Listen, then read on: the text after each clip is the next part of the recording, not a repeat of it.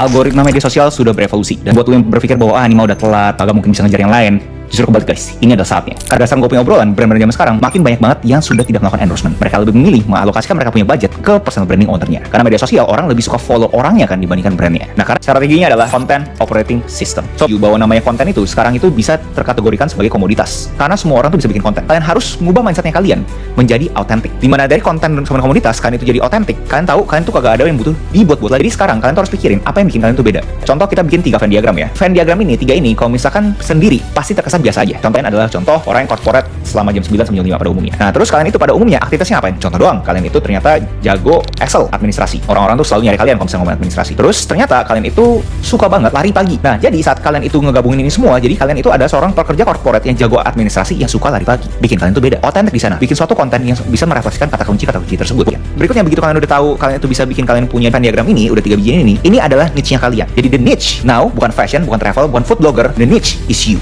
Lanjut adalah kalian tuh harus bikin yang namanya konten waterfall. Fungsinya kalian untuk memikir ini sebagai waterfall adalah kalian tahu bahwa kalian itu kerja itu nggak usah banyak-banyak. Jadi kebanyakan orang susah konsisten, jelasnya karena mereka itu tidak punya kedisiplinan, tapi mayoritas karena mereka berasa terlalu PR untuk kerjaan ini semua. Kebanyakan orang takut pencet tanda plus tersebut karena mereka tuh punya suatu ego atau lebih tepatnya punya self image ke diri dia bahwa seakan-akan tuh dia kalau bikin konten atau bikin apapun tuh harus keren banget. Di sini kalian harus nelen egonya kalian dan berpikir bahwa enggak, gue di sini pengen terus-terusan improve. Poin berikutnya adalah kalian bisa bikin yang namanya effortless content. Semakin banyak banget tipe-tipe effortless content. Kita ngomongin orang-orang cuma taruh teks doang, terus pakai b-roll doang, beres. Itu bisa viral. Ternyata kalian nyiapin depan kamera seperti ini aja, kayak gue ngomong kayak gini apa adanya ke kalian, itu bisa jadikan kalian punya video tuh viral. Dan lanjut adalah AI. Apakah kita butuh menggunakan AI? Jelasnya butuh. Tapi tergantung nih kalian mau arahnya kemana. Kalian tuh harus ngerti yang namanya customer journey. Gimana caranya orang itu menemukan kalian. Jadi basically ada konten yang untuk atas banget, top of the funnel, dan ada yang middle of the funnel, dan ada yang bottom of the funnel. Yang tofu ini adalah konten-konten kalian viral nih. Dan itu nggak semua konten itu harus viral guys.